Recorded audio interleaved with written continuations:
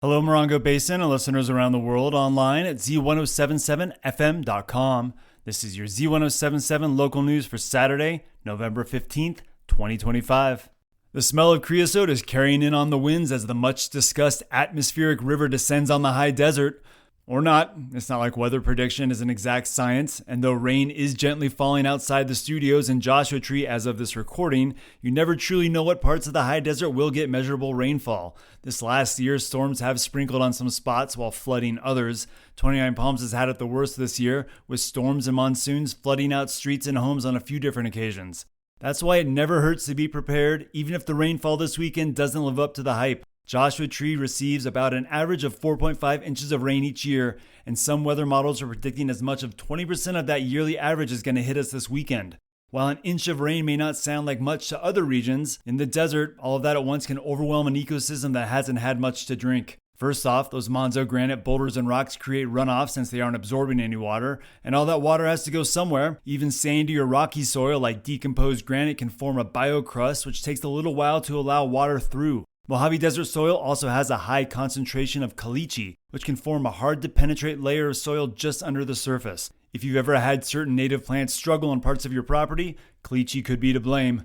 Larger and gentler sustained precipitation does allow the soil to react and soak in more water, heading straight into the desert aquifers where most of us draw our drinking water. But most of the time, rain in the high desert can be short and intense, filling up washes and covering roads. That's a reason desert dwellers say, turn around, don't drown. San Bernardino County has issued evacuation warnings for mountain areas due to the possibility of mudslides and other damage from the predicted deluge. Whatever happens weather-wise this weekend, stay safe, check on your neighbors, and enjoy the renewal that precipitation brings to our climate.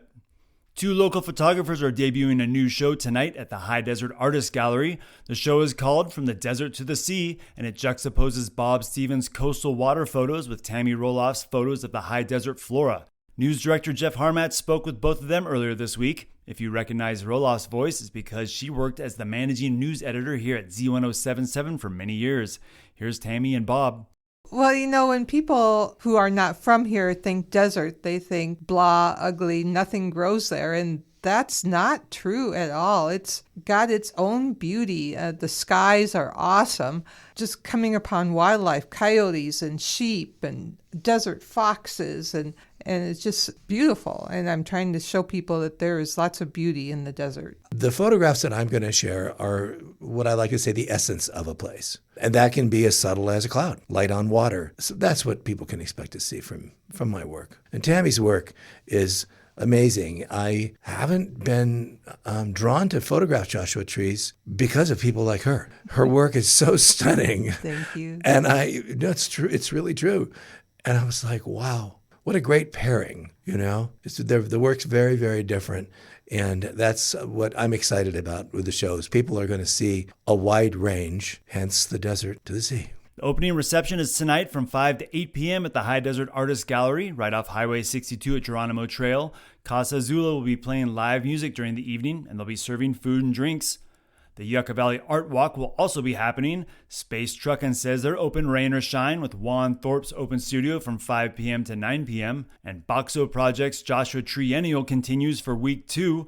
Today, the exhibition hours at the gallery are from 11 a.m. to 6 p.m. with a workshop from 9 to 5 called Hieroglyphs and the Insanity Principle. That's all taking place at the Boxo Projects Gallery, located at 62732 Sullivan Road in Joshua Tree. And tomorrow there'll be art and performances into the evening with workshops at the Harrison House, Compound YV, and the Boxo Projects Gallery. You can see the full lineup of their annual program at boxoprojects.com. It continues this weekend and into next. The Yucca Valley Art Festival is also happening this weekend. The annual event put on by the Yucca Valley Chamber of Commerce features unique handcrafted items and fine art from local makers. You can find art of all types, hand-carved and painted gourds, metal, ceramic, and glass sculptures, wood carvings, yard art, unique clothing, paintings, and custom jewelry. There'll also be a scratch, art, and collage class from 10 a.m. to 2 p.m. on Saturday, and a drawing class with Ed Kiesling on Sunday from 10 a.m. to 11 a.m. Stop by and support local artists and neighbors and enjoy a creative and inspiring weekend with the community.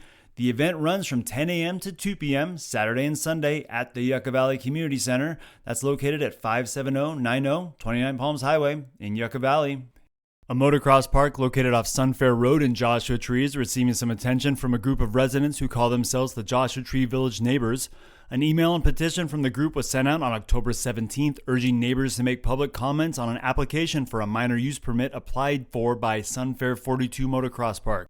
The Joshua Tree Village Neighbors are currently in a lawsuit with San Bernardino County and the developer of the Lovemore Ranch, a 64-home development plan for a single-family residential zoned lot in Joshua Tree. In the email, the group says that the parallels to the Lovemore Ranch project are, quote, unmistakable, and they say the motocross track is already operating as a commercial enterprise without the proper environmental review or permits. The email was sent out a day before the public comment deadline. It also included a 29-page community petition regarding the motorcycle track, which has been in operation since 2022. The petition cites noise and vibration concerns, dust, air, and water impacts, fire hazards, and wildlife and habitat loss. It also says that the motocross track jeopardizes the cultural and historical integrity of the area, which includes artwork that depends on silence for its context and meaning.